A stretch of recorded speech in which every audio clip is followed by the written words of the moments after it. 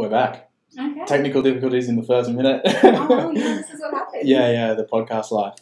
What I was about to say was, on my sleepless night, I was up reading, and then I jumped on Twitter and saw that Majid Nawaz, one of my faves, was pushing Raf's content. That is basically how we stumbled across each other. Yeah, I think so. I was in touch based on your involvement. So I reckon I'll just let you have the mic and tell us as much as you like about that situation. A little bit about you, and then we'll obviously go in and talk about your cause, because I know that's the focus. You're sick of talking about yourself. I don't know how you feel like that. I never get sick of talking about myself. But we'll go like that, yeah? I had to step out of the spotlight. It was just too dark. Oh, yeah. So, Raf, tell us about that really quickly. So the way Rahaf's case was flagged to me, I came out, so this will go towards what I do and how I came out. So I came out as a public activist last year, June, July-ish, and I started posting content up, got backlashes, and everyone's like, we want you on our podcast. Not many ex-Muslim women talk about it.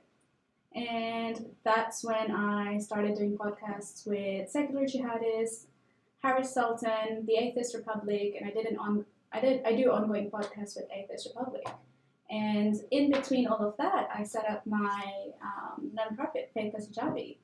And a lot of people, and I'll explain what Faithless Hijabi does as we go forward, but a lot of people then associated me with ex-Muslim women. So every time any ex-Muslim woman is in trouble or anything needs to be retweeted or a story shared, or even just talk to other ex-Muslim women. They're just you get the call. Yeah, I get the call. Somebody or the other will come tag me, or they'll message me, or they'll DM me. I do get a lot of trolls with that. Some people, because they know I'll spend hours talking them out of their anxiety. Some people have literally wasted 7 hours of my time, and then I found out they were troll accounts. Mm. So that's how Rahaf's case was flagged to me, and I was actually on the plane from Dubai, from London by Dubai to Sydney, and I bought Wi-Fi as soon as I found out about Rahaf's case. I was working from the plane, and it was basically me finding all the numbers for UN, contacting all the journalists, finding out what's happening. Contacted Sarah, who was directly in contact with Rahaf, and I contacted Rahaf, and I'm like, are you okay? Have you eaten? What are you doing? I need you to sleep, and we will figure everything out, because you can't do anything right now. Like, everybody outside has to do it. You just need to keep yourself strong and mentally and physically sustained. And that was basically my role to begin with, and that was what I was anticipating to do, because what Faithless Hijabi does is talk to ex-Muslim women and talk them through their anxieties, enable them to share their stories. So they come to me and I know who they are, and then I share them anonymously. So they have a lot of faith in,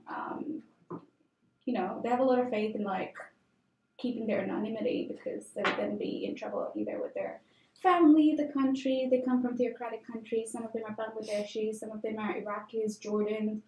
I have had range of different women from different backgrounds, and that also was enlightening for me. Everybody's stories was different, but they were so similar. Mm.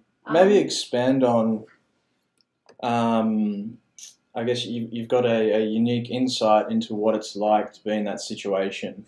Many people who are listening to this would have no concept of that difficult scenario. Perhaps you can share a bit there. So a lot of us ex-religious people have been through similar things, but at a different intensity. Islam being one of the more strictly enforced, and it's not just by the country, but it's not just theocracy, but it is also enforced by your families and people around you and the society. For me, coming out was a gradual process. So from the age of 14, I started questioning religion. I started questioning things about God in general, because I didn't like praying. I hated it. It was 5 times a day, and it felt like a chore, and it didn't give me any value.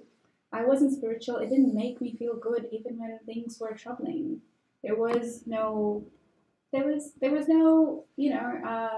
Evidence? No, not evidence. When you're a spiritual person, you find some peace in praying. I just never got that, so I stopped praying. And then, when it's Ramadan and you fast and you don't pray, that's kind of pointless because you're just starving yourself. And that's what my dad used to say.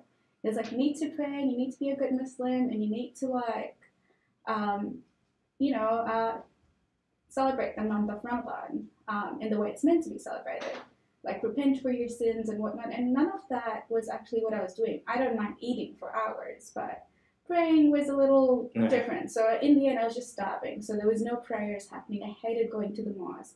I hated just being around people who enforce those values. So I slowly drifted away, and then I moved out of Tanzania.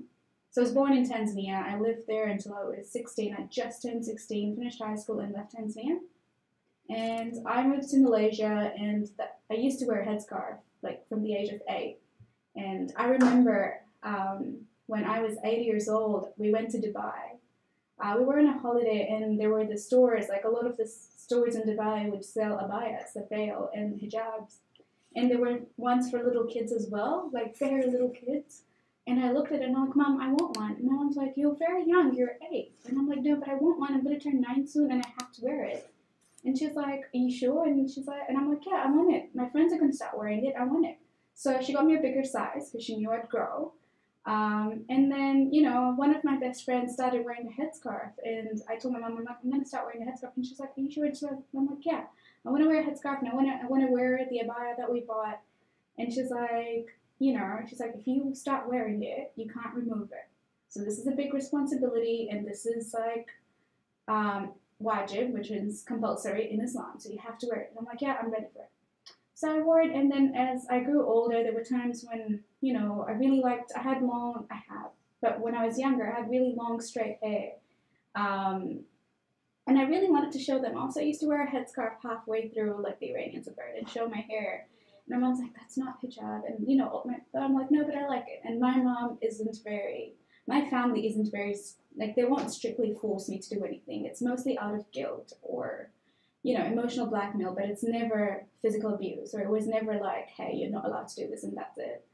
So my family was very liberal, very understanding, and they were like, okay, well, if you don't want to wear it, that's fine, but if you want to show your hair, we can't stop you from that. So slowly, since then, I just realized that hijab and what I wanted to be was not compatible. And when I moved overseas, it was very on and off that I wore the abaya. I used to wear a headscarf, but it was very on and off that I wore the abaya. And what I haven't said this in any other podcast was, I started salsa classes, and it was wearing a headscarf, and the salsa clothes, well, they're not short, but you have to wear something flowy and dressy. So I wear like stockings, and it was hot in Malaysia, and I really wanted to do it, and it just looked weird, me wearing a headscarf. I was the only Muslim person doing salsa. And, there were people who would, like, see from the window to just see what people had done. It was in university. And just for that class, I would take off my headscarf. And everyone's like, you look so nice with that. And I'm like, yeah, but I have to wear it. But, I was already on my path to, like, not wearing hijab and not being a good Muslim because I was never raised to listen to music. The first time I actually heard a whole soundtrack was in my brother's car, and I was 12 years old. I'd heard bits and pieces, and then we just turned it off because, it's a devil's song, and the devil's going to misguide you. So, just these little experiences slowly led me to reject those values because it just felt like suppression of my free speech or expressing myself. And that's how I slowly started loosening up my headscarf. And then at the age of 19, I moved to Australia, but before then, I knew 8 months prior that I was going to move, and I slowly started taking it off and then wearing it around my neck. And, when I moved to Australia, I was like, okay, new identity, people don't know me, I'm going to take it off. And I took it off, and it was nice, but I was always self-conscious. I never wore short sleeves. I always wore long sleeves. Like, it was just taking off the headscarf, but the dressing was the same, and even then, I would just look around and I was very insecure with my body. And I was made to believe that, people are going to lust over me if I take off my headscarf. Like, I'm going to be easily a target. And when I moved and I told my parents that I'm not going to wear a headscarf, they thought maybe it was a racist, maybe I'll get racially attacked, and that's what I was scared of. And I was like, Mom, if you know me at all, that is the one reason why I would want to wear a headscarf so I can talk back to people. But That's not who I am. So do you think at this point your issues with the religion are not so much about the truth claims of it or anything like that? It was more to do with how certain traditions were inhibiting your freedom? No. So at this point, no. When it started, yes. So when it started, it was not a lot about the way I was raised, but the way I thought religion was restrictive, and it only proved me right as I read more into it. So 2 3 years ago, but like so when I moved to Australia, I met a few. No, even in Malaysia, I met a few people who were gay, and I wasn't homophobic, but I had this view that I'm okay with you being gay, but I hope that none of my family members are. And to me, that was like double standards, and I'm like, why? And it was because I'd never been exposed. I'd never met somebody who was gay until I moved to Malaysia and then in Australia, and I had honest conversations with people, and I'm like, how did you first know you were gay? And they're like, since a child. And I'm like, so it's not really a choice. Like, it's not like you're going out of your way to, anger God. And things like this, the more empathy I had for people, and the more I started interacting with people from different cultures, I realized that I did not appreciate religion controlling how I should feel about people or how I should look at people, or how me reciting the Quran condemns non-believers to hell. Or, it's anti-gay, it's anti-women in some ways. I'm like, why am I meant to cover? Why aren't men covering? Why are men not supposed to, like, cover their faces? Why is it only women? And a lot of Muslims argue that hijab, men also have to observe a part of hijab, which is lowering their gaze. And I'm like, is that it? Like, is that your part of covering? Like, actually being respectful to people versus me having to cover my body? That wasn't really fair. So, I slowly started adopting progressive values. And before I knew it, this was like 6 years ago, like right after I moved to Australia, I started talking to people, and they're like, oh, you're not like the other Muslims. And I'm like, what are other Muslims like? And they're like, oh, they're always, they're not open to listening to other people. And I'm like, why? But how are we meant to learn? Like, how are we meant to understand each other? And do you think you're naturally curious? I am. And I just remembered that I had never finished the whole Quran, because as a child, we were meant to finish the whole Quran, and I hated it so much. I hated that it was forced on me. I mean, I'm generally a rebel, but I hated that I had to do something and it had no purpose. It had no direct benefit to me. I didn't see the reason in it. And, when I started getting to know other people and I started having more secular values, I realized that a lot of my Muslim friends, mostly who were men, they kept questioning me. They're like, are you ever going to wear a headscarf? I'm like, no. They're like, so do you drink? And I'm like, no, I don't. I do listen to music, but, I was still quite, I wouldn't say conservative, but I was still quite in control of myself for like a 19-year-old or a 16-year-old who left home. But I did meet other friends who were Muslims, and they would drink, and they would still call themselves Muslims, and it was all very confusing to me. And I'm like, okay, you have the choice to do whatever, but there's no way that you can claim to have a higher moral ground than anybody else who doesn't believe in that religion. And that was pretty much my journey, me questioning it. And then I think I was talking to a friend of mine who was an atheist, and he's like, I love Richard Dawkins. And I'm like, who is he? And I Googled him, and I didn't like his videos on child abuse. And actually, just last night, a journalist from the UK, or not, from the US wrote to me, and I remember I scrolled back up to my conversations with him, and I remember saying, I don't like Richard Dawkins and what he said about child abuse. And now when I think about it, I was like, why was I so apprehensive to accept that? What I realized was because I didn't want to feel like I was abused. Do you remember what he said? So it was. I mean, I'm probably across it. He's one of my faves. But. Yeah. So Richard Dawkins had a debate with Mehdi Hassan, and I used to love Mehdi Hassan because he was such an apologist for Islam. Obviously, I didn't know that term then because I would side with him, and he was outspoken, and I didn't like the way he debates and cuts people off, but sometimes you kind of need that. Sometimes you kind of need to get your voice heard because Like, I'm not siding with how he does it, but there are people who use the same method to get their point across. This is Maddie from Al Jazeera, right? Yeah. So, Richard Dawkins was talking about how kids don't ask to be indoctrinated and that adults force it on them, and that is a form of child abuse. And he's like, so are you saying that I'm abusing my 12 or 11-year daughter? And he's like, I'm not saying you particularly, but yes, indoctrinating kids with religion is child abuse. When he said that, I had this hatred for Richard Dawkins, but there were some things that he said that I could relate to. So I started doing more research on that and reading about Buddhism or secular values, and I started reading the book by Ali Rizvi, The Atheist Muslim, and that was my first proper book. Like, I hated reading, and that was my first book that I read. And when I read it, I was like, I can relate to this, but this guy is so bold to be criticizing the Prophet. Why is he doing that? But he's so correct. So I closed the book, I shut it for a few weeks, and then I opened it again. And I started reading it, and the more I read and the more I educated myself, listening to Jan Hirsch's podcast, or her podcast with Sam Harris and Sarah Haider. And I was obsessed with Sam Harris's podcast on how he articulates himself. And recently I started listening to Christopher Hitchens, and everything just started making sense to me. And even now that I have left Islam behind and have adopted just a no religion thing, I don't even know what to call it, but I've adopted a new lifestyle. Agnostic. Sorry? Agnostic? I'm not agnostic. No. I don't believe in God. I'm in tech and science, so it's like ones and zeros for me, and I'm like, it's not there. There's no proof. I don't see it, and unless he comes down and tells me I'm here, I will believe in it. But Islam is not a religion I would go back to because it's so misogynistic. This is the issue with the term atheist, and why you just struggle to define it. Is not an issue of yours. It's the issue. It's the emphasis that society puts on atheists to prove a negative.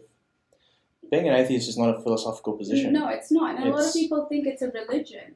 Yeah, well, no, it is just the absence of subscribing to baseless, evidenceless doctrine. And I agree with you. And yeah, so it's no surprise to me that it is a little bit difficult to put it in like a box, because it's so it's unnecessary to do so. Exactly. It's I mean, Sam Harris uses the example of, I'm also a non-astrologer. Yeah. There's no name for this. Yeah.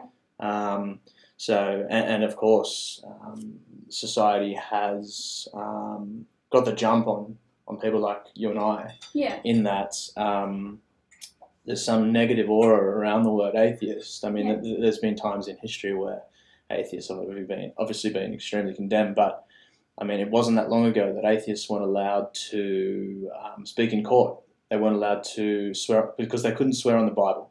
Yeah. Those kind of things linger. Yeah, they've put in a very negative light to it. But to be fair, we were atheists as human beings than anything else. Religion is man-made. Religion came from people. There was no. That's what I believe. I remember ages preaching ago, to the converted. Preaching to the converted. I remember when I first moved to Melbourne in 2012 or 2013, I saw a podcast of two hands meeting in a bowl, and there was a quote that says, religion made man, but man made religion. No, God made man, but man made God. And at that point, I didn't understand what it was. It was only later on when I realized that the concept of God came by men. Man. Yeah. Men. And actually men, to be honest. The prophets have all been men. Yeah, definitely. So, yeah. And the doctrines are very much in favour of men across the board.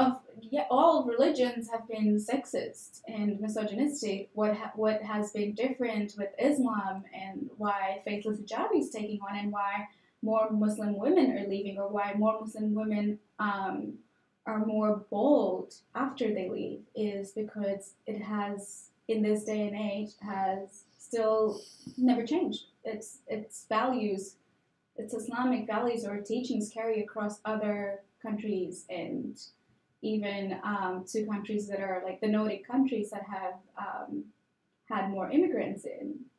they've also had an imbalance of um, sexism or women equality. I admire Sweden or most of the Nordic countries for their equality um, in the countries, but when it comes to like that part of the world where there are more immigrants, I feel like they fail to integrate. And I'm pro migration, and I think people need to do in people countries or social services need to do more to help people integrate. But the truth is that a lot of Islamic values are not complicit with the values that I wouldn't even call it the Western values because they're not the Western values, they're values of this century. It's not only limited to the West. Sure. Um, Sorry. That's okay. That should be on silent. Oh, that's fine. I thought it was actually. That's fine. I'm just going to put my comments out now. Yeah. You don't want to be that person. No. That was you already. Yeah. Go crazy with telling us more about Faithless Hijabi. Yes, so given my experience and the anxiety that I faced coming out and, talking to people in my family, and it was so hard because they didn't understand, I had to kind of read books and, do my own psychology and philosophy and mentor myself. And that's when I realized there's a big gap in the ex-Muslim world. It's a movement that has been going on for over a decade. But something's different. Nobody's addressing only women. People are talking about hijab. People are talking about like forced hijab, and they're talking about gender pay gaps and everything, but nobody's talking about women who've lost their identities and are struggling, because I feel men in Islam have it a little more easier than women. They're not subjugated. They're not part of a misogynistic cult, and that's where Faithless Hijabi came on board. It was an idea with a friend of mine, and initially the idea was to have more exposure just in Sydney and, kind of have more, advertise or talk about more secular values and acceptance and tolerance. But what happened was I started getting messages from all around the world. And people are like, I need to share my story. I need to say something. And I'm going through bipolar disorder. I tried committing suicide because my parents would not accept me because I was deceived by religion. I was abandoned by my family, or, my dad threatened to kill me, or my uncle raped me. I was sexually harassed. I was meant to get married. All of these stories, I thought I had it bad until I started reading them. Everybody's story was so unique, but there was something that was common, which was they all came from a Muslim background, and all of them had gone through they've gone through a sexist behavior towards it. Like their brothers were treated very differently than they were.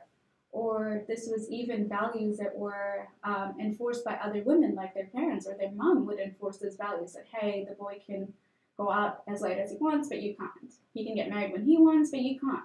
And every day, so Faithless Hijabi right now is a one-woman run organization, which is it's online, and I'm the one who talks to people. And every day I had to, like when I initially started, it took a mental toll on me because I had to read all those stories and I had to comfort people.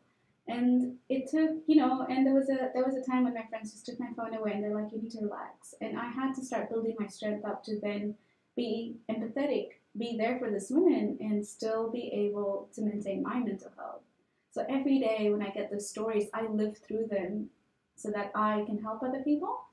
And obviously we're looking to expand in time, but it's really hard even to expand, to find people who will generally be as invested in a cause as I am. And there are other people, so I'm always getting new messages saying, how can I help? And I'm like, I need you to take care of yourself first. And these are women who have run away from home, and they're like, you're helping people, I want to help as well. And I'm like, I need you to take care of yourself first. Here are some tips. And when you're ready, I could use your help. And they come back, and some people will help me with like little admin stuff. And that's great. I just see what's happening is other women trying to help other women, especially ex-Muslims. They're like, you're an ex-Muslim, I'm an ex-Muslim. I'm going to help you because I can empathize with you. But what happened with just recently with Rahav's case, another Saudi woman just trashed her.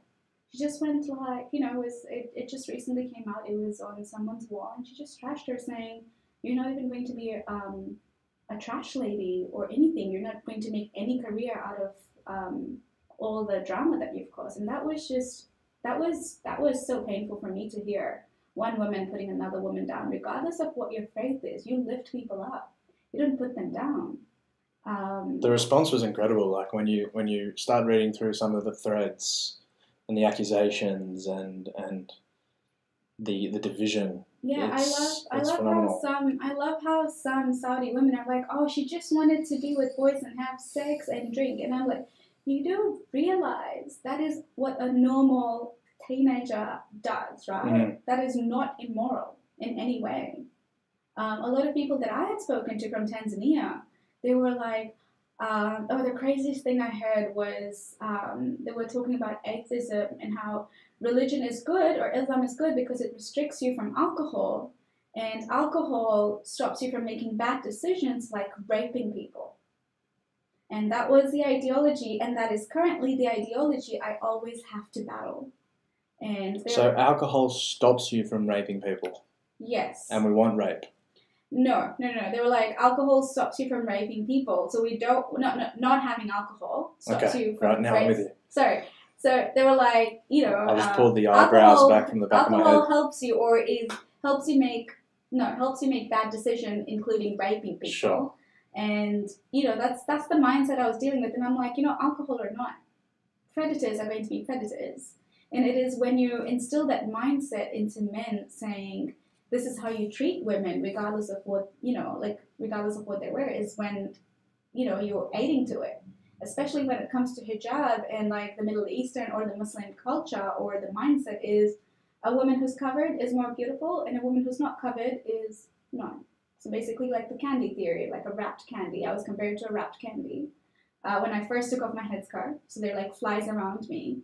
And that means that, when I don't wear a headscarf, there'll be men lusting over me, and it's my fault that they're doing it. Versus those who are covered because they're modest and they're pretty. And then I saw these videos that happened in Yemen and Saudi Arabia where women were harassed even while wearing headscarves. Or even in India, regardless of what they wore, whether it were shorts or like the traditional Indian clothes, and they were modest, or what modesty is considered to be. For some people it's different. For me, it's not with clothes. They were still harassed. And that just comes to conclude that it is the people's mindset and not what person wears. I had my sisters who said that I had no self-respect when I posted a photo of me wearing a sleeveless dress. It was just a top, like it was just a normal top, or it was a halter neck, I can't remember. And they're like, that just means that you have no self-respect. And I had to mentor them throughout, I had to mentor them out of it. And I'm like, you need to understand that a woman's value is not based on what she wears. The moment you say that, you're gaslighting me, you're making me feel like I'm wrong. And two, you're creating a mindset of a generation that continues to objectify women based on objectify women, especially with what they wear. Is the attempted defense there Quranic? Or say I said to them, elbows are not offensive, what would be the response? Like women's elbows? Yeah, I mean, sleeveless tops. Sleeveless tops. I wouldn't say they think they're offensive. I think it was the whole idea of how women are presented in Islam is, one, you're half of a man. Two, you're property of a man, that he can punish you or discipline you when you're not obedient. So that's your husband is allowed to beat you when you're not obedient, and it doesn't, and it's not the same for men. Like the fact that those verses exist just shows that. Yeah, I've read the Quran, and a lot of it seems as though there's times there where I'm thinking like this is like from the mind of a child making up a game. And it's their rules. So in the case of X, the man gets this and the woman gets this. It felt that childish at times reading it. It definitely felt, and it felt like whoever wrote it had a big ego because he keeps praising God. Like that was everything around him. Like, I don't get it. I mean, why would you create something if that's all you want of it, to praise you? why not let them live their lives? And, why do they owe something to you? So, sorry, back to your question about clothing. I think it has a lot to do with, let's just talk about how hijab was formed in pre-Islamic era.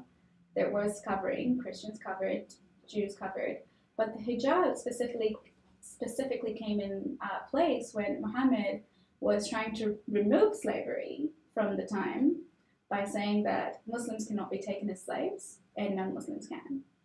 And with that, hijab was for Muslim women who were free women who were not allowed to be touched by other men, but those that didn't wear hijab could be taken as slaves.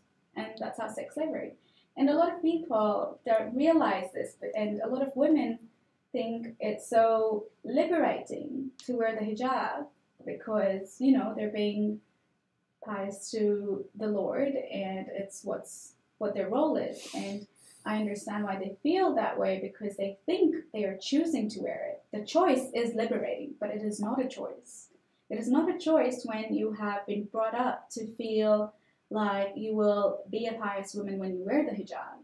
And, and the ultimate, is hellfire, ostracism, or abuse. Well, you and I have discussed this recently, this idea that Islam is feminist friendly. And you had some opposition recently. Yeah. Let's go into that. So, a famous quote that has been going around is Islam is the most feminist religion, and it made me think why people would say that. Why would Muslim women say that? What's the extra details added there, other than that one line? How are they mounting an argument? Well, I think it's because either one, they don't know what feminism means, and two, I think they're comparing feminism from the 6th century to the feminism. They're comparing their feminism in the 6th century. That, that at the time women weren't allowed to own land, and Muhammad came in and he allowed them to own a bit of land. Not as much as men, but, they were allowed to own land. And then, they were so privileged to wear a headscarf. And they had son status. And, people always talk about Khadija, Muhammad's wife, who was very wealthy. But a lot of people forget, even though she's considered to be Muhammad's wife, a lot of people forget that Khadija was before Islam. Khadija accepted Islam after, but she was wealthy. And before Aisha, right? And before Aisha, yeah. So I just see these breaking down. Yeah, I just see argument after argument. Yeah, I feel like a lot of these things a lot of people haven't even thought about. I was never raised to think about or question them. Not that I was ever stopped. It was just like, my mom was like, oh, there's a reason for it. You just need to look or ask a sheikh. And I'm like, oh, I'm not going to go through all of that. And I was like 12. Because there were so many things that just didn't make sense, right? And I'm like, but why are, from God. And I'm like, but who created God? And things like that. So I was never encouraged to ask questions, but I was never really discouraged as such, I can't remember much of it. I think a lot of it I've erased, but I was never discouraged as such. But yeah, with Aisha, there have been a lot of arguments, and I have it every single day. I think I should just write down one paragraph and send it to everyone. But with Aisha, so the story with Aisha, Muhammad's wife, she was 6 when she got married to Muhammad, who was, I think, 50 plus, 53. And I like how he's so surprised. It's different, isn't it? Yeah. Have you watched Armin Navabi's talk with Imam Tawhidi and Daniel? I can't say his last name. I don't remember his last name, but I've watched bits and pieces of it. To watch this Islamic scholar, Daniel, try and defend Give me marrying, a brief of it. What did he say? I won't do it justice, but Imam Tawhidi appeared to destroy him on the topic. Okay, I watched bits and pieces of it. Some of the things, I mean, this is a very personal opinion, but it was sort of indefensible. Some of the reasons for that being acceptable that were coming out of his mouth. Yeah, I mean, a lot of times the people say is because it was accepted at that time. And I'm like, sure, some of our grandparents married 14-year-olds, right? Some of our grandparents got married really young. But nobody claims to have a moral high ground. Nobody is a prophet whose practices are still considered to be valid in this day and age. Well, he had a direct line to God. Surely God could have said, that's Yeah. okay or not. Yeah, and well, why did God step in? And you know, a lot of times Muhammad had so many wives, and the response I get saying that why is polygamy acceptable for men and not for women? And a lot of times he's like, oh, Muhammad had so many wives because he was trying to show the people that divorced or widowed wives, you know, widowed women can be married. He was trying to set an example, and I'm like, you know, surely there are different ways to set an example. Why was marrying a 6-year-old one of them? What example was he setting? And you know, for me, it's considered rape to be sleeping. Well, he married Aisha at 6, and then he consummated the marriage when she was 9. So when she hit puberty, and women at that age cannot give consent. And a lot of women talk about maturity, like, you know, she was mature at the time. And I went back and, you know, went through like anthropology notes to say that when did women actually hit puberty? And at that time, it was around 12 to 15. And even if she got her period then, that is no result of her being emotionally mature or mentally mature to give consent to an adult to have sex. And we can at a real stretch accept that, you know, one line defense of the times were different, but to try and defend that now because just, the practices are still happening now. Yeah. I mean, Iran was it Iran who rejected the law to push the legal age for children to get married from 13 to 16, and they rejected that notion. And the fact is, why? Like, why? But, you know, people are still basing it on the practices of the Prophet because they consider him to be such a noble man. And, you know, a lot of people will reject even scrutinizing him because what are you going to do when you're taught from the age, like, you know, from the day you were born to love the Prophet and his family and God? And that's your everyday, and it's really hard, and it takes a lot of emotional strain from people to start scrutinizing or even thinking about it. You start punishing yourself when you're like, why am I thinking about it? They were my thoughts as well. I'm like, God is going to punish me for thinking about it. And people usually stop. I have this one line that I always say, that critical thinking stops when religion starts. And, you know, you can put a person through university and go like, oh, but he's educated and, you know, surely he can think for himself, but he's a scholar of Islamic studies or anything. But, you know, while university, for most of us, teaches us critical thinking in different aspects, when it comes to religion, we just put barriers. We're not thinking critically anymore. We're giving excuses on how to validate our ideas. That's the danger of dogma. Yeah. Any doctrine that follows a uneditable, unamendable text is dogmatic and dangerous. Yeah, and especially the Quran being known to be the word of God, right? Despite taking 200 years to come out as a book, it's known to be the word of God. So obviously nobody can edit it. However, people can interpret it in different ways, and there's context and interpretation, which I find very baffling because people would still try to defend child marriage. They would still try to defend wife beating. They would still try to defend women getting half of inheritance as compared to men, or like being half of a man's witness. And that really annoys me because I have established an amazing career, and, you know, for somebody to tell me that you're not as smart as a man who's going to be your husband really annoys me. And I'm like, why would women ever do that to other women? Like, why would you ever come up with an excuse saying, oh, because women are emotional, they have their periods, so they're emotional, they're indecisive to make decisions, and there have been studies that have said the opposite.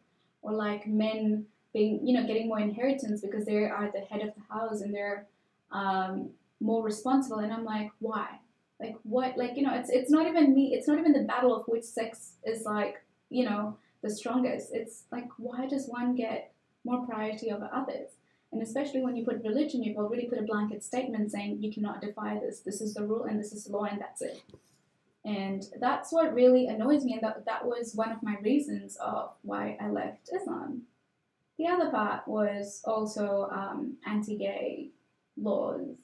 2017, I think it was July, there was a gay marriage that happened within my community. So the community that I was from, Tanzania, extends to the north of America, the UK, Dubai, and other places, even Australia. But a wedding happened in Canada where gay marriage is legal, and it was, one of the partners from my community, and everybody gave that family so much shit. So I came out and I wrote my first public post on like, why are we giving this person so much shit? Like, where are our moral compasses when we're trying to like degrade other people and we don't look at our sins and whatnot?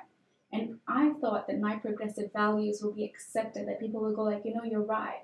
We shouldn't be giving them shit. It's not right according to Islam, but they don't deserve this much harassment.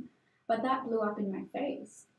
And my dad, who had stopped talking to me for a while because I took the headscarf off, called me that day and he was like, take the post off. And I'm like, it's not coming off.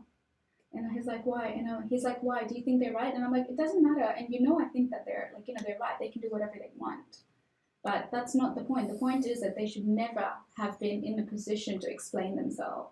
They were asked, the whole family or the guy himself was asked to step down of the committee, like to hand over his resignation or membership, like to dissolve their membership. You don't sign into these things. You're just born into the family, so you're a member of the community.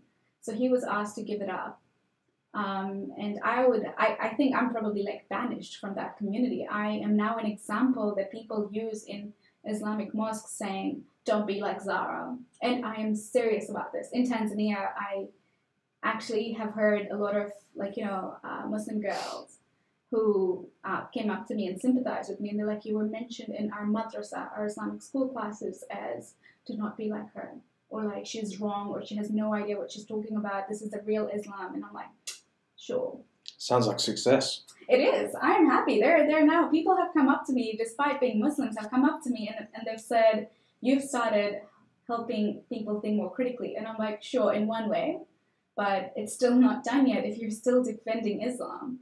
But the fact that I've made some change was great. Of course, it came at a higher price because I had to stop talking to my family. While they love me and they've been so kind, it just felt really, it was just a horrible feeling for me being around them. I'm the golden child and the black sheep of the family. And it just feels like a disappointment regardless of my other achievements. So I took some space and I'm like, we both need some space. And now we're back together stronger. But, a lot of people, a lot of families don't get that. A lot of ex-Muslims don't get that. And that's where I come in. And, I've only given very few ex-Muslims or even Muslim women my number for whenever they have anxiety attacks. Sometimes I'll get calls at 5 a.m. I'm like, okay, what's happening? Talk me through this. And because I've been through that, I can understand that it's hard to find somebody to talk through that.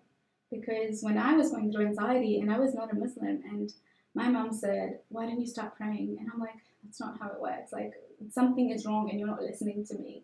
And I'm like, I'm trying. I started crying and I'm like, you need to listen to me. And she's like, I don't know how to help. This is all in your head. Maybe you have the devil, or maybe something's happening and I can't control it as well. Like, I don't know how to help. And that was the worst thing ever when, she said, go pray. Like, it's because you're not praying. And I'm like, I can't. I even started, like, I had stopped believing in God, and I'm like, maybe if I listen to some prayers, it will help. Maybe the sound will help calm me down. It'll remind me of good things, and it didn't help. It just made me worse because, again, they weren't listening to me, and I felt like I'd lost my identity. So, becoming an ex-Muslim is a lot harder than even being a Muslim. A lot of people think you're out there to just drink or, premarital sex, or just be free and not wear the hijab. But, it's freedom in other ways. It's freedom of not being confined, even in your mental prison. So the first thing I did after a year when I thought about getting a tattoo was I got a tattoo on my shoulder that says free. And that meant a lot to me. And, a lot of people, for them, it's like they're lost and they've lost their identity, but they're still free. It's like you've lost yourself, but you found yourself.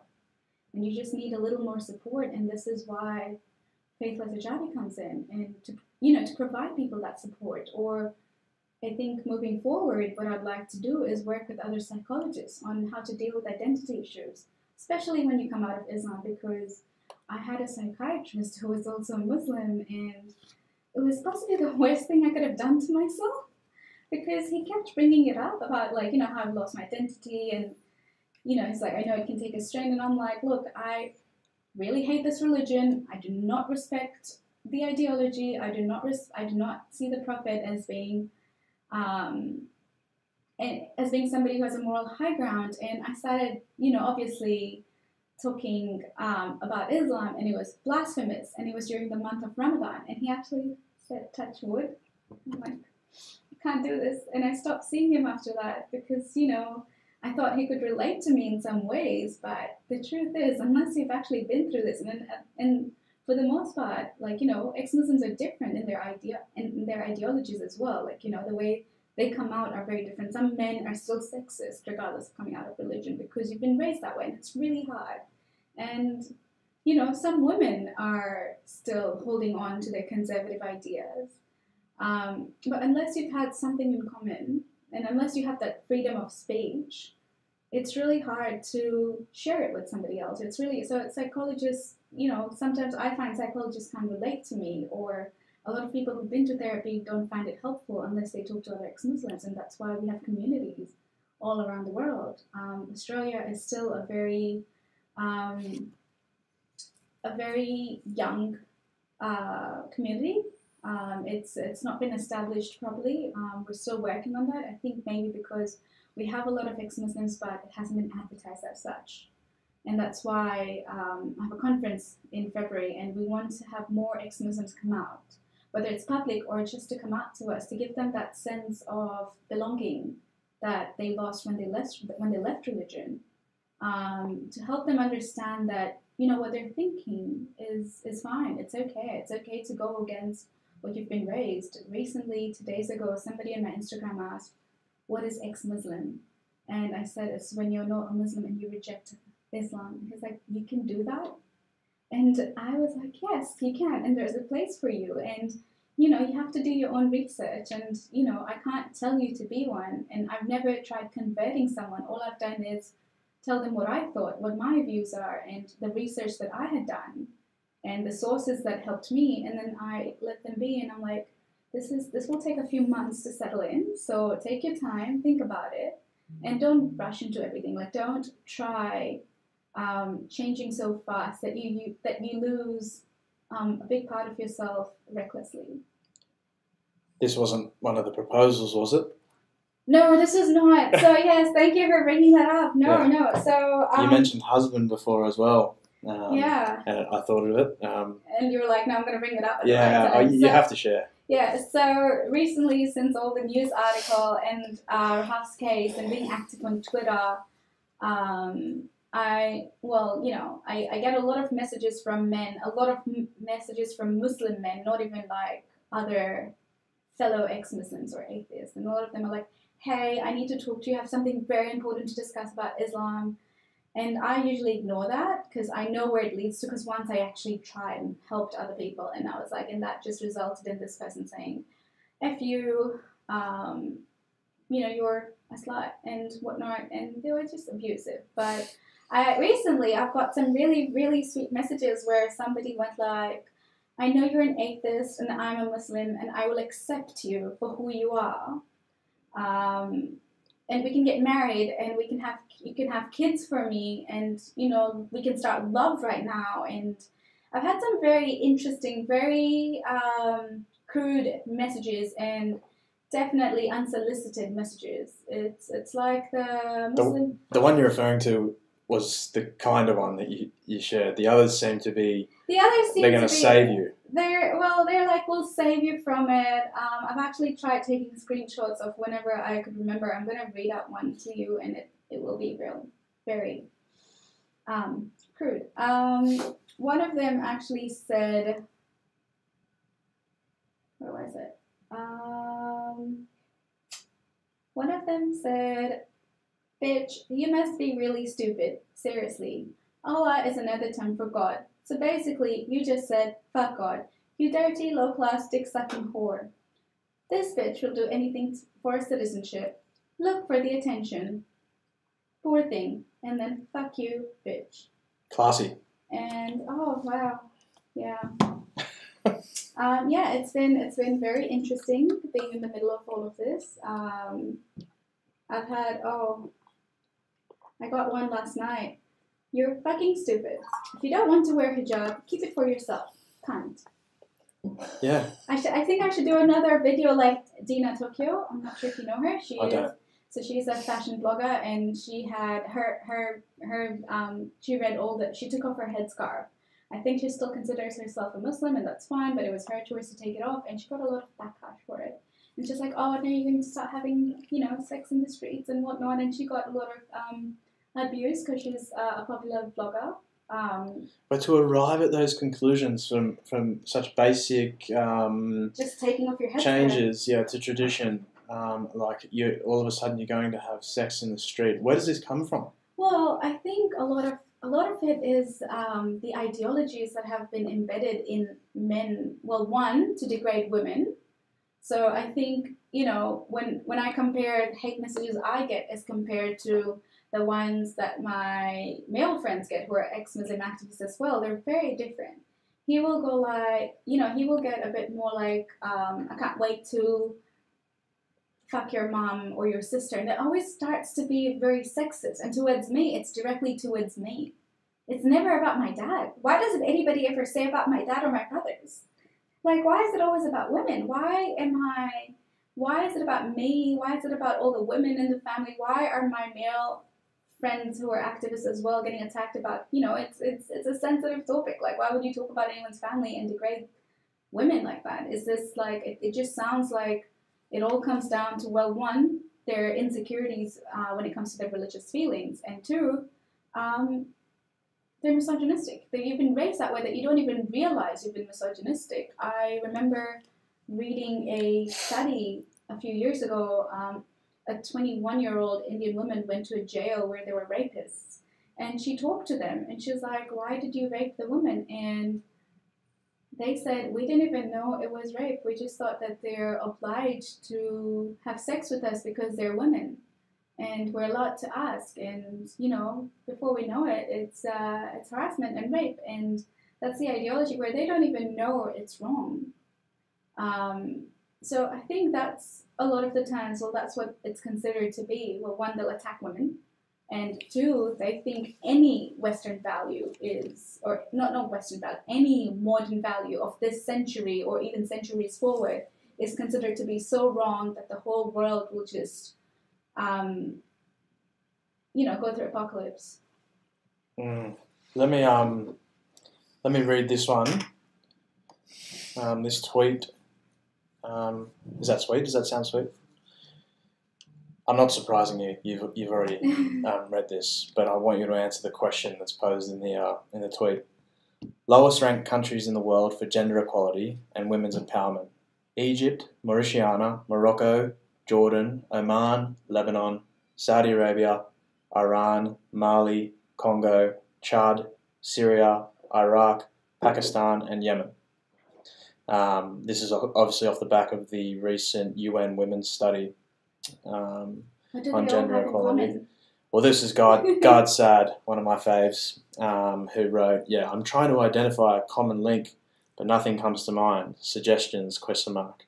And he's obviously being sarcastic. Yeah.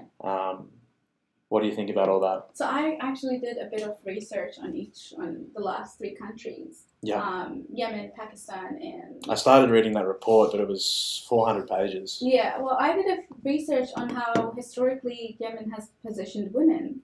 And before, like pre-Islamically, women were elite. They were in an elite group. There was one of the queens... I don't remember her name. Yeah, it was Queen of Sheba, and she's a source of pride for Yemeni people. She was one of the elite. She had her own. She had a good status. She had a higher status. But since the Islamic era, women have now, have been subjugated. Yeah. Like the blood price, which is called diya, the blood money, which is when people pay when people are killed, murdered, not natural death, and the government, it's like life insurance is less for women than it is for men. It is half for women than it is for men. And that just shows to see, that just shows how these countries have been treating women. They have been following the Quran and the practices of the Prophet, even when it comes to child marriage. Marital rape is not even recognized because as a woman you're obliged to say yes to your husband into having sex. Otherwise it's a sin, and unless you're on your periods you're allowed to say no, but otherwise it's a sin for you to say no to your husband, and he can file a divorce if you don't sleep with him.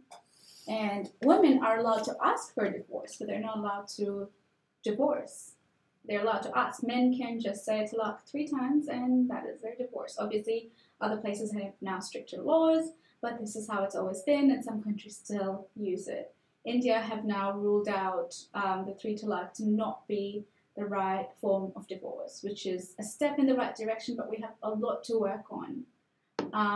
Pakistan, surprisingly, I always looked up to like Pakistan and India, all these other developing countries having more educated women or more educated people as compared to Tanzania. But Pakistan, surprisingly, regardless of how many people they have, their women count is the lowest. Their women count who are educated is the lowest in the world. Yeah, are they? I think maybe life expectancy as well. I'm not sure about that. That is possibly true. Yeah. And, for women, that is. Yeah, and like even with rape, women women testifying in court, they're it doesn't count as much as a man.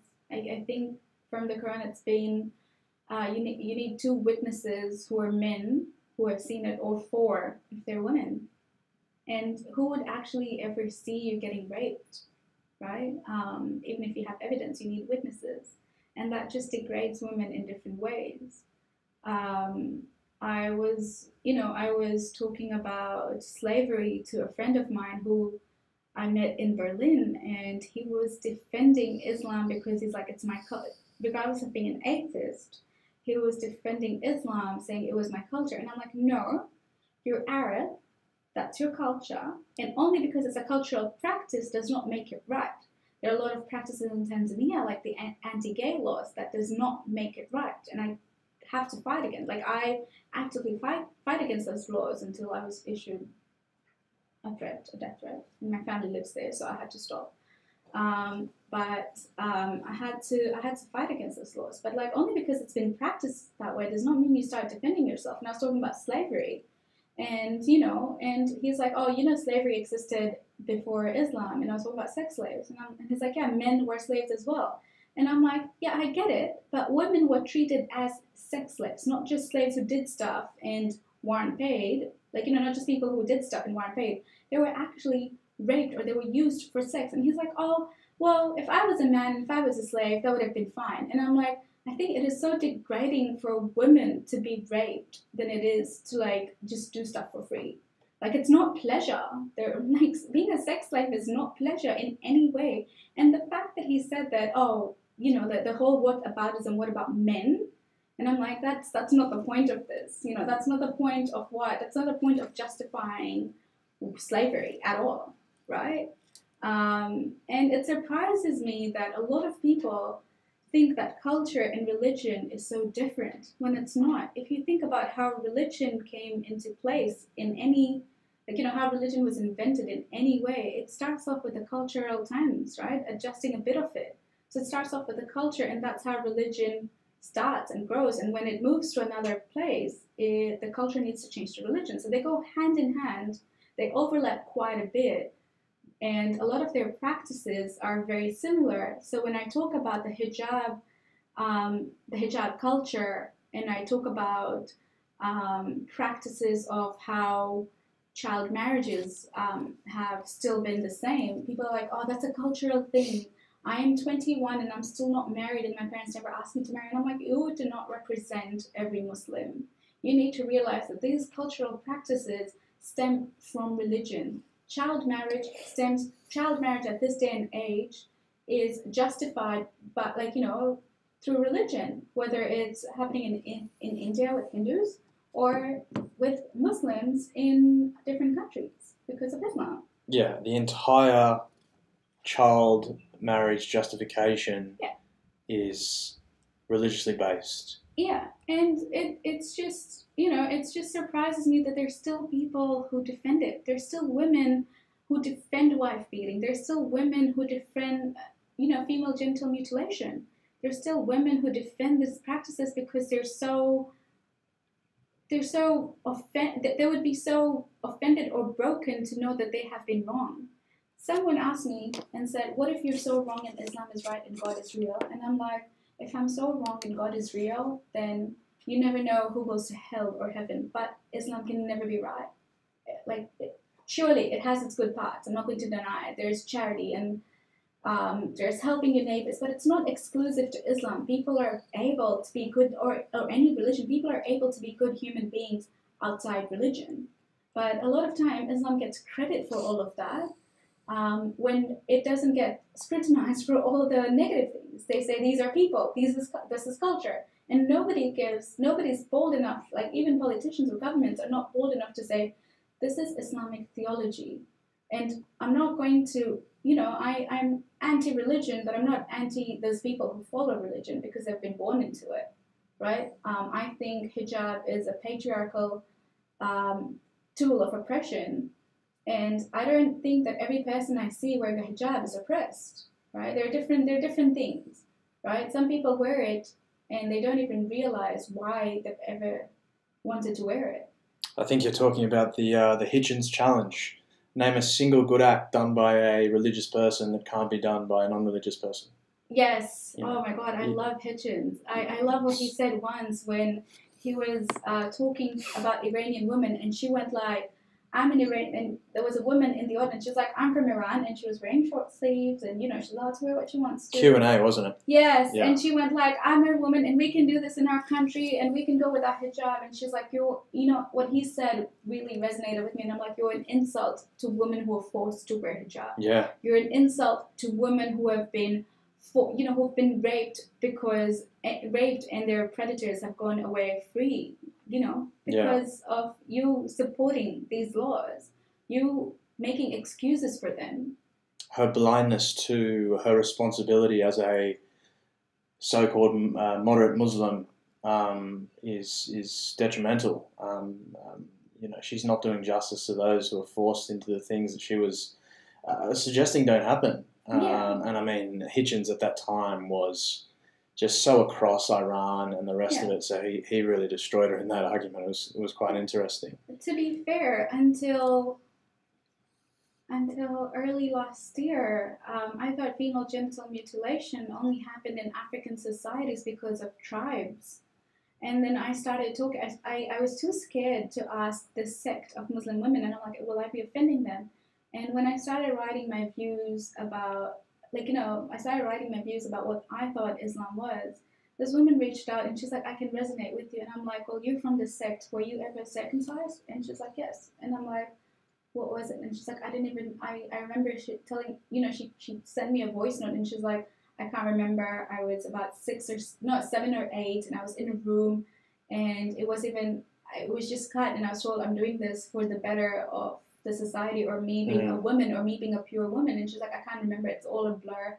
I just know it hurt and it bled for a while, and it wasn't even in a hospital. It was done in someone's house. Yeah, well, if not for Ayaan Hirsi Ali, yeah, I wouldn't have any idea about. I mean, she brought a lot of light to this issue. Yeah, and again, the genital mutilation community is entirely religious. Yeah, I didn't know that because Ayaan Hirsi is from Africa as well, and she's from an African tribe. Somalia, right? Somalia, yeah, and she's from an African tribe. I didn't realize that this happens in other parts that are not Africa, because a lot of them highlight Africa as being one of them. A lot of them don't highlight Indonesia. A lot of them don't highlight Malaysia, and it happens. And I even brought out stats, and people are like, oh, this just happens in African communities. I'm like, do you want to see stats of what's happening in Muslim communities, that people are not allowed to talk about it?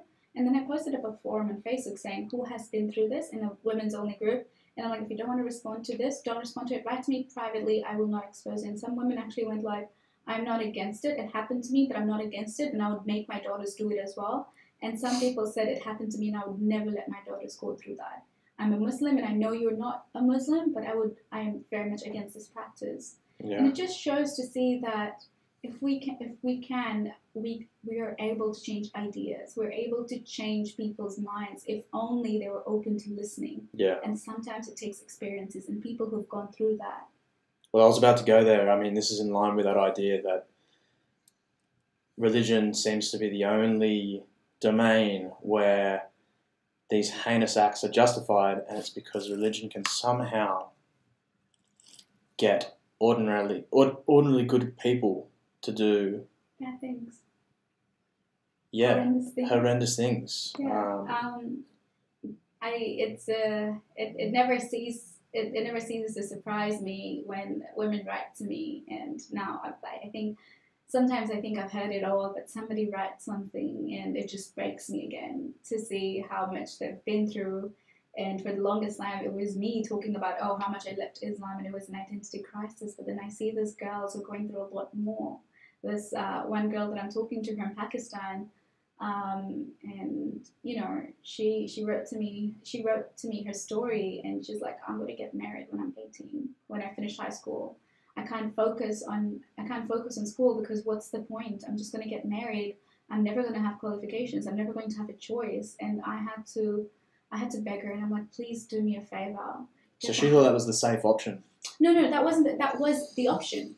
That was the option for her. She's Right. like, why am I even in high school? And I'm like, look, please do me a favor. Get the highest grades you can so I can get a scholarship for you.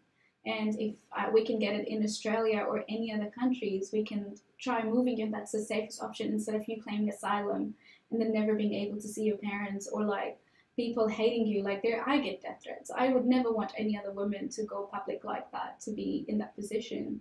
So, you know, I'm trying to help her cope with her studies. She's like, but it's so hard. You know, everybody's so abusive. I'm not even allowed to go out. I'm not even allowed to wear nice dresses or put makeup on. You know, I have to wear a face covering, and it's not my choice. I don't believe in it. I don't believe in all of this. And, you know, at this point, she's still trying to identify why she doesn't believe in it, because, you know, maybe she's not that interested in science, but already just this practices, regardless of even looking into it too much, is oppressive for her enough for her to go like, I'm going to reject everything that I've been brought up with. So it doesn't even have to have, a lot of times, it doesn't even have to be that science makes a lot of sense, or that these religious values that I've been raised, or like, you know, the history of religion is so fucked that you know, that they don't make sense. It's just what's happening right now, what's happening with her, and what are the excuses that people have given her to be in that realm that she is right now, the negativity. And she's like, I don't even want to study anymore. Like, you know, I've had suicidal thoughts. And she's like, I don't know how to escape. And, you know, sometimes I'm in that, because Faithless Hijab is not funded yet. I am in this position where I'm like, I have to help you do it other ways, right? Like if there is like a scholarship letter that I need to write, I will write it. If there are people I need to call, I will call. So, you know, as of Rahaf's case, I've been starting to make more contacts to see, you know, how can we get other people to a safer place while we're working to change ideas? What are the actions we can do right now to help others? Because ideas, I think, either it'll take a long time to change or they'll never change, because Islam still is the fastest growing religion by birth, so the fastest breeding religion, but not by converts. There are more ex-Muslims. There are over 10,000 ex-Muslims. And, you know, they're not supported in the right way. A lot of them won't even find a community. A lot of them have just left the whole identity behind. They don't even want to embrace their cultural values that have nothing to do with Islam. Like when my parents say Salam Alaikum to me, I don't respond. And I know that just means peace, but I'm like, I'm not comfortable doing it because I don't want any of it. And it's slowly, I'm learning. And, you know, sometimes, you know, when they ask how am I doing, they say, oh, fine, alhamdulillah, because I've always been trained to say this. And I'm like, why am I saying this?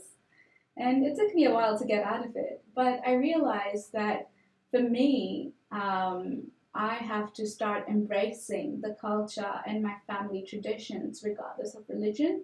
And it's really hard because when I went to Tanzania back in April, everything revolved around religion.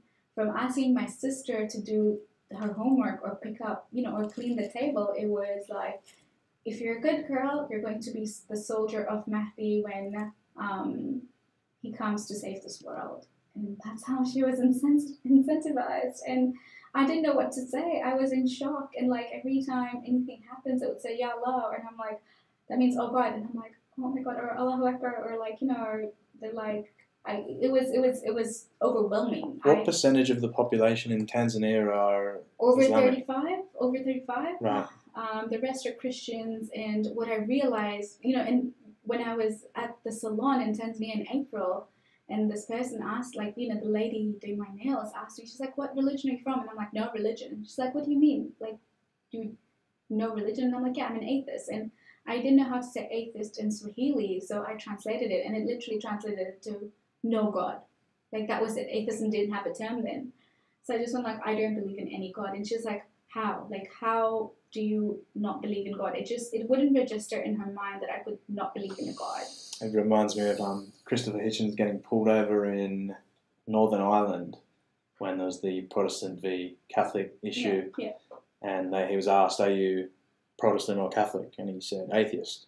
And they said, Protestant atheist or Catholic atheist? This is no other option. That's another option. I feel like an atheist Muslim, and I'm like, yeah. And like, names like these are just why faithless hijabi came into place. People are like, why would you use hijabi, like such an elite word in the Islamic society, like a person that wears hijab, and faithless? How can somebody be faithless and a hijabi? And I'm like, to my surprise, when after I opened it... Provocative. Yeah, it was provocative. It was definitely to gather attention. It was definitely to help people understand that ex-Muslims exist and we want to be heard.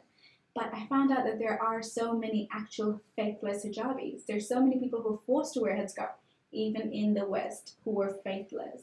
And there are people who have removed their headscarf after much struggle of after being atheist or after not having religion. Sometimes they're still finding some peace in spirituality. Sometimes, most of the times, ex-Muslims are atheists. Yeah. Or they call themselves agnostic atheist or humanist. My last Christopher Hitchens mention, a hero I love Hitchens, so... I'm definitely paraphrasing, but he said something on the lines of Islam will be reformed or something like that once women have had enough. Is that what we're seeing now? I personally don't believe in a reformation of Islam. I think it is a lie that has been sold to people who are progressive. What would you use? What term? How would you describe the rise of people like yourself? The term, I would just say a revolution. We're creating a revolution that has nothing to do with changing Islam, but it has everything to do with bringing the truth out, which is atheism is a solution to all of it. Right. Because there is no point in selling a false idea. Islam cannot be reformed. There is no Vatican. There is no church that will enable this. In Muslim societies, we already see differences between different sects, and even they can't agree. Like, the different sects, like the Shia and the Sunni sect, even they can't agree on what's right and what's wrong. What's your opinion on the relationship between Sam Harris and Maajid Nawaz that's built on the idea that an atheist can't reform a religion of almost 2 billion people? It has to come from the inside. You don't agree with that position, or...? I think it's an idea that they're selling. When I say, I love both of them. I chat to Maajid Nawaz every now and then. But I do like both of them, and I see the work that they're doing to create a change. But I feel like what they're trying to do, listening to Maajid Nawaz, the first time was when I was backstage at his conference in Sydney. That was amazing. I was there. Oh, really? Yeah. I was backstage. Yeah, I wasn't. I was there, and I wasn't even in the front row. You need to know the right people. So that was the first time I'd heard of Maajid Nawaz, and the things he said, I was like, these are not very Islamic views, right? And he's allowed to have them, because I realized that he is somebody that believes in reformation, and I'm like, I don't agree with you, because it's just a lie that you're selling people, and it's a way to have people move away from, the fundamental or the radical part of Islam. But, even him as a progressive Muslim who believes in reformation gets death threats. It just shows to an extent that, while he's trying to create a solution, it is still not going to be accepted. You might as well just stop selling it to people. Like, yeah, well, my understanding is most of the pushback that he receives is actually from Muslims yeah, who, yeah. he wants to help, Yeah, but it's for him hanging out with atheists that he causes most drama. Yeah, well, that's the thing, right? A lot of atheists don't really care about discrediting him because, they're like, you do you, we'll do us. And he has done some amazing work with, like... I think he's great. He's That conference, great. I thought he was my man of the match. Yeah. The way he spoke, and he was well across all the content discussed. He's very intelligent. He was meant to meet up with me for dinner in December, but then he stood me up. So we have some beef.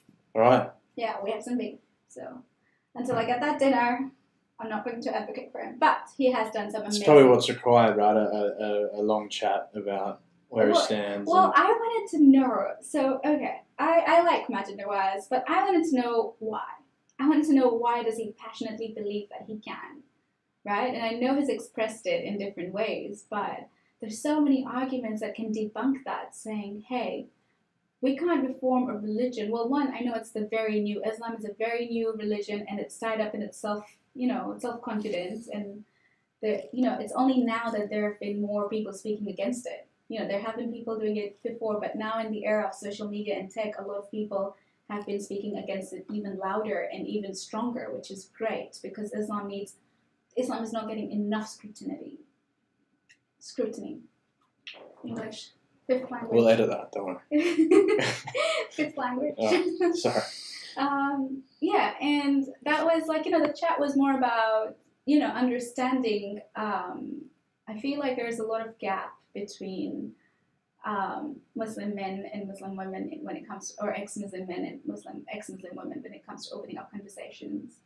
I find that a lot of, when I meet ex-Muslim women, we can talk about stuff that a lot of times that I can't talk about to the male, counterpart because you've never been through that, you don't understand that, or you don't understand how my parents told me this and how I believe them. Like, I was told when I was young, I don't know if it was my parents or my friends, that when I'm on my periods, I could never go under a tree, otherwise a jinn, a spirit, would capture me. And I created a hashtag on Twitter before my Twitter got hacked, and I'll tell you about that in a bit, which was when I was a Muslim. So I created a hashtag for ex-Muslims to talk about their experiences, and it took off. It actually took off. In 3 days, they had, I think their engagements were like 3 million.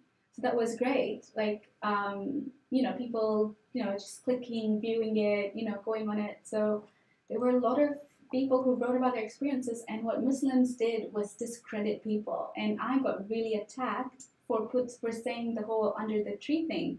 And people were like, you must be really dumb and stupid, thinking they're like, these are stereotypes and whatnot. And I'm like, no, these are my experiences based on the Quran, which says that women are impure when they're on their periods.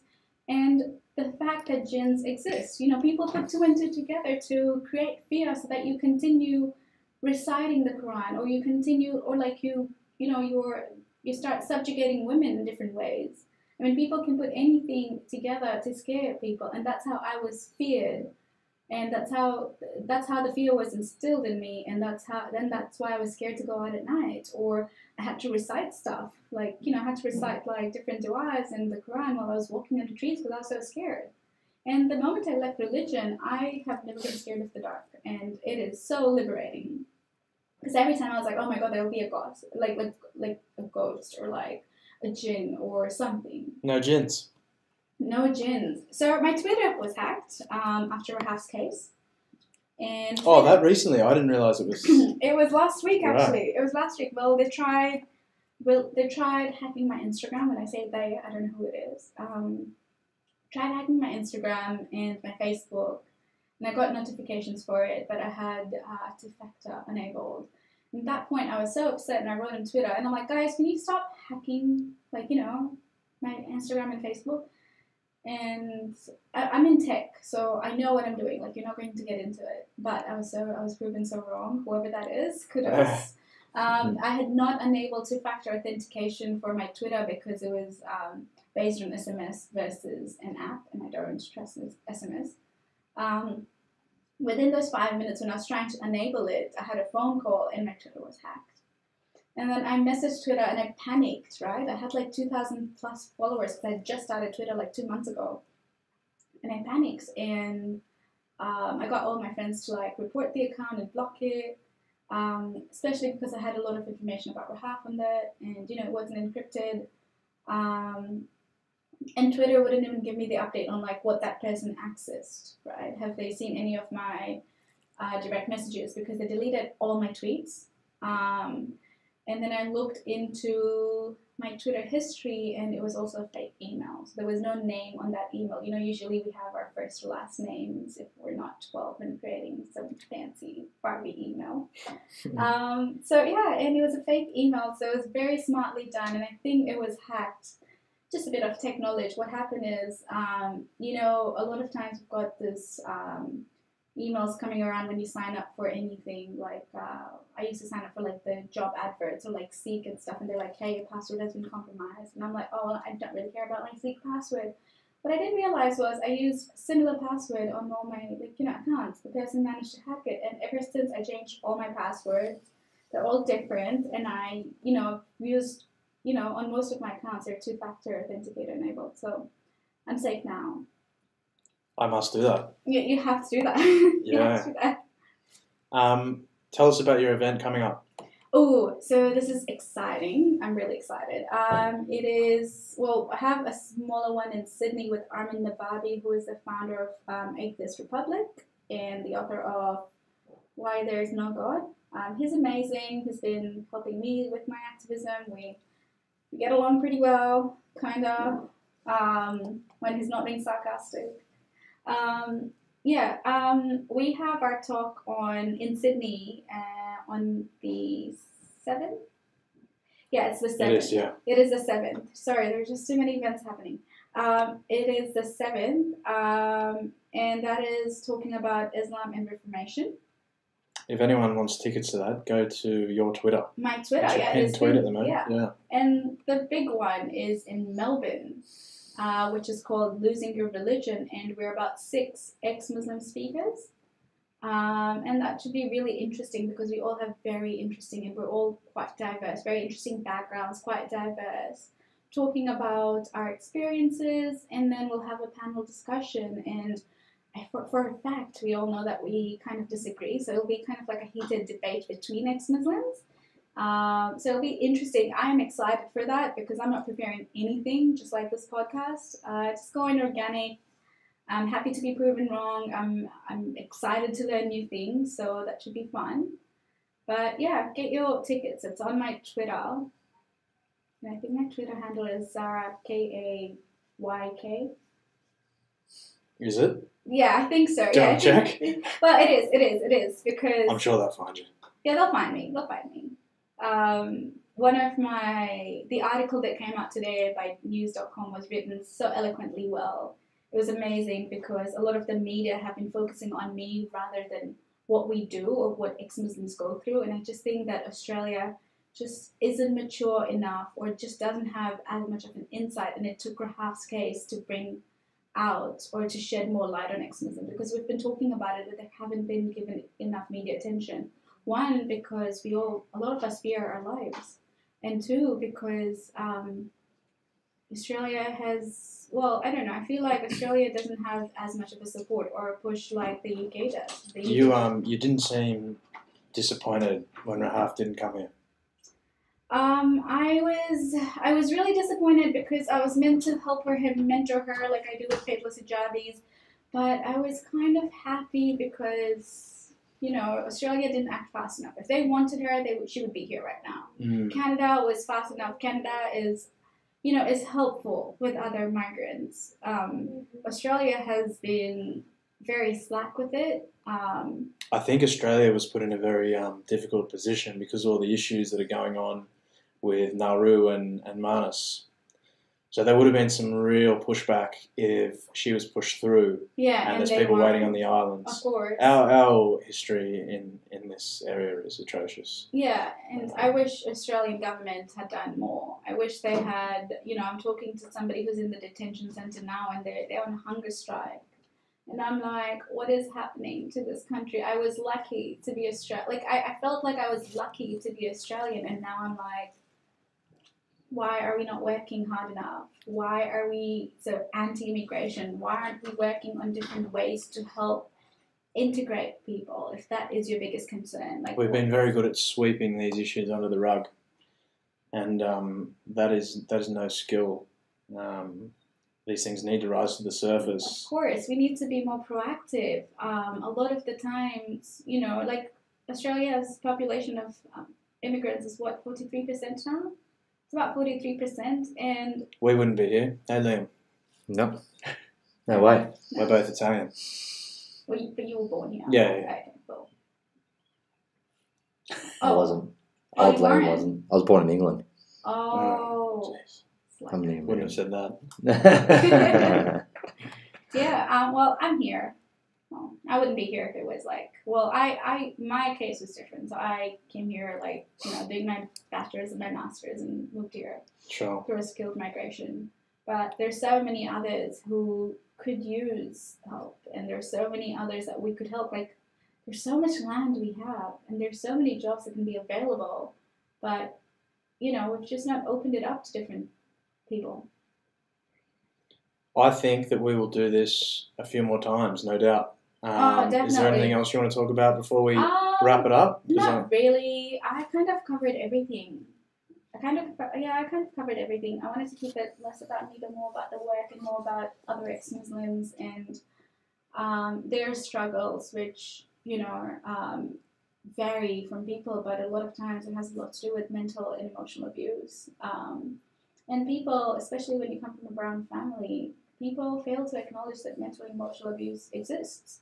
My parents, when I told them I was going to go public, they were like, why are you doing this to us? And I'm like, are you emotionally blackmailing me? And they're like, what do you mean? And I'm like, this is about me. This is about other people. This is not about you. This is not me punishing you, right? This is not me having an agenda, to hurt you.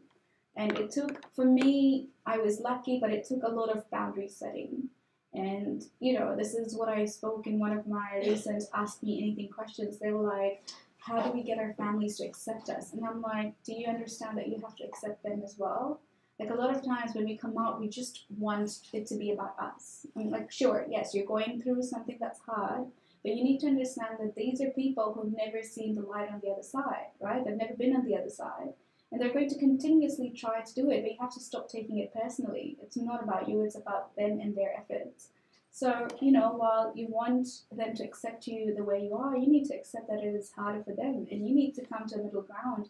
And that is a continuous cycle, like any relationship, right? You need to keep working on it, and sometimes it'll piss you off, but, and you'll piss them off, like you're hurting them equally as much as they are.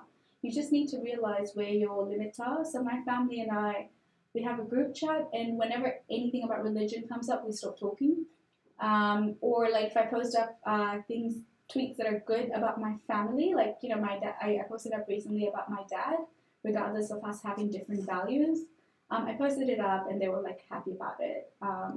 But we just have a safe word we said we wouldn't talk about this. And then I'm like, okay, fine, I will tone it down. Or I'm like, hey, you're not respecting me and my boundaries. But you make it work. We make it work because for us, family is important. And it should be. That should be the case, because if these are the people that, annoy the hell out of you, you might as well just stick with that. They've loved you, they've been through that, they've been through life with you. And your new decisions should not push that away, should not erase all of your past. And sometimes people have had, family, to be fair, is not everything. There was a point when my family was dragging me down, and while I do not like Jordan Peterson, I do not like him. Do you want to say more about that? No. No? No. I do not like Jordan Peterson, but I was listening to one of his videos about when do you give up on family, because I was at a stage where I was like, my family is not making me happy. because I saw how disappointed they were in me. And, like I was the golden child, but still the black sheep. And, everything else was just, it was all, the black sheep was because I wasn't religious. I actually find the scenario really interesting, and tell me what you think about this. Is part of your moving away from the religion solidified in the fact that you have so many issues with your family in the act of doing so only because of that religion? So it's almost like your moving away is solidified by the fact that the drama with your family is caused. Not really. Not with my family. Not with my family. There were things. There were little things. But the reason I highlight them was because they were just they played a part. But the biggest thing that had shocked me and that had solidified my beliefs or lack of right now is when I started learning more about religion. So my family is now my strength and courage. And, it just hurt me to see them disappointed. And, and at that point, it would have been easier to just impress them and, just do whatever they wanted me to do. But I was like, no, this is about me and this is about my values. And I don't believe in it. There's no point me trying to impress them and hiding it from them. And I wanted to make a difference. And that comes at the cost of coming out, hurting people that I love the most. But now they're learning to, my brother wrote a message to me when I had blocked them for like 2 months and my first podcast came out. He's like, I love you and I want to be in your life. And so we all want to be in your life. And I understand. He's like, I see how passionate you are about these things. And if you truly believe you're doing something right, then fine, do it.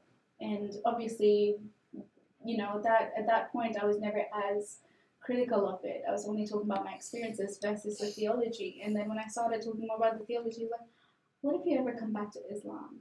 How are you going to feel about it? And I'm like, I'm not going to come back to Islam. Like, it's not going to happen. But in the event that if we were all wrong and Islam was the right religion or anything, then, people change. And I feel like a lot of people who are defending Islam right now, when I used to defend Islam, and if they move, they will have to feel the same way. Because I've met scholars who've I remember saying, like I said, I remember hating Richard Dawkins, and now he's like my idol. I don't like his militant views or his approaches, but I really like how smart he is. He's one of the smartest people, and Hitchens was. And there's just so many, Neil deGrasse Tyson. NDT. Yeah, I don't know how to, I didn't know whether it was NDGT. Yeah. I've got to read this quote to you. Do it. It's not necessarily religion-based, or religion relevant, but if it's important to you, I'm happy for you to express yourself. The universe is under no obligation to make sense to you. That is so true. Is that a drop the mic moment? Yeah, that is so true. It's that's what I meant, right? A lot of times the girl that I was talking to, science did not make sense to her. Her reasons for leaving were not all, sensible to her, but she's like, I know this is right and I'm not happy being in religion. And that is not the occasion to insert God. Yeah, no, it's not. And she's like, if a God existed, I wouldn't be here. Right? And then I'm like, and she's like, I don't have to think about who created the universe. You don't always have to defend yourself. Because whenever atheists come out and they go so who do you think created the universe? And I'm like, at that point, I didn't know. And I'm like, I don't care and I don't know right now. But all I know is religion is not for me and I don't believe in something that cannot be proven. If you prove it to me, then do it. And they're like, look in your heart. And I'm like, I did. It doesn't work. It doesn't work. But yeah, no. What was I saying before? Yeah, so it was a lot of times my family's like, what if you're wrong? And I'm like, what if you guys are wrong? Have you ever thought about that? Because I used to be a Muslim. I had all of that.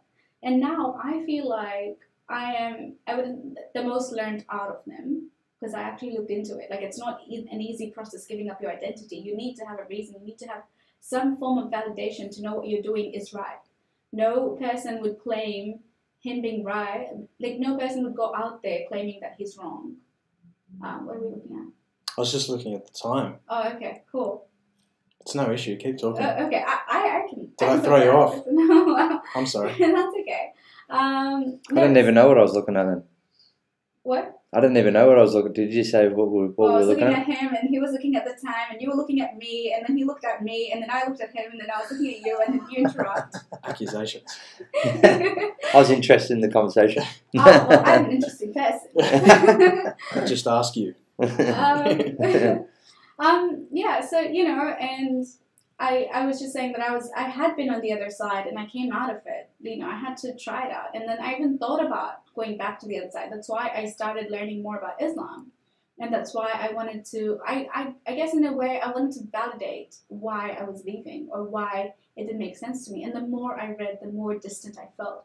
The more it all just made sense to me that religion is not for me. And the only reason that I was in it for so long was because it was a comfort zone. And for a lot of people, it's a comfort zone. A lot of Muslims don't like to engage in heated debates. A lot of Muslims have excuses. And I'm like, just think about it. You're like, a friend of mine is a single mother with a child. And I'm like, did you know Quran says that wife beating is a thing, that your daughter is half of a man? And, being in that position, I know I use her vulnerabilities. And I'm like, but this is the truth. And she's like, no, but Allah has helped me and whatnot. And I'm like, is he? Like, if he helped you, you wouldn't be a widow right now, right? If he helped you, you wouldn't be struggling, right? And she's like, yeah, but it's a test. And I'm like, really? Is that how you're justifying it? What about the Quran that says everything else about women? And she just ignored it. And I'm like, look, I know you have other things on your plate, but there will come a day and time that you will want to look into it because I've planted a seed. For a lot of women in Tanzania, I've already planted a seed.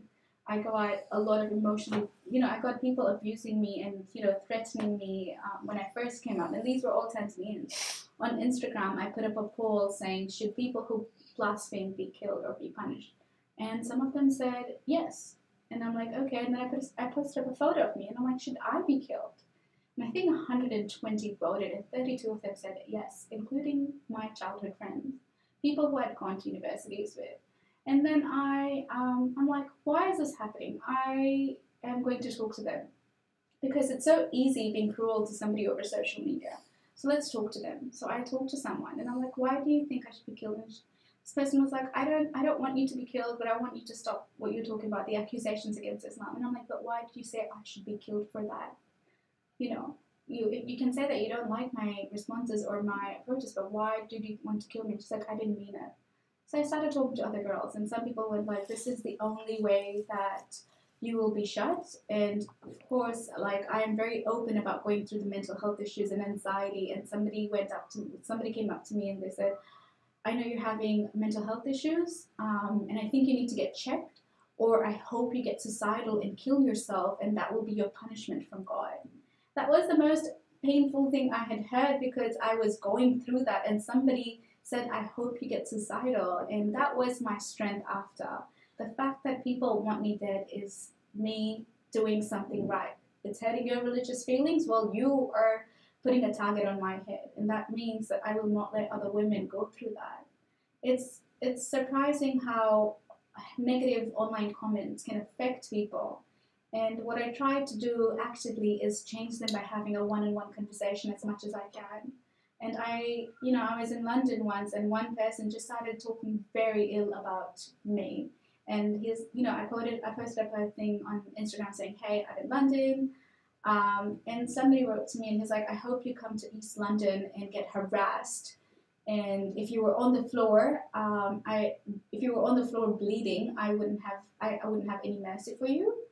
But because you're an atheist and you're not a Muslim, or if you get harassed, I hope a Muslim comes to save you. And I'm like, you just said, I hope I get harassed in East London where it's Muslim majority. So you're saying, you hope I get harassed by Muslims and then a Muslim comes save me. Like, what is this? And then I'm like, let's chat.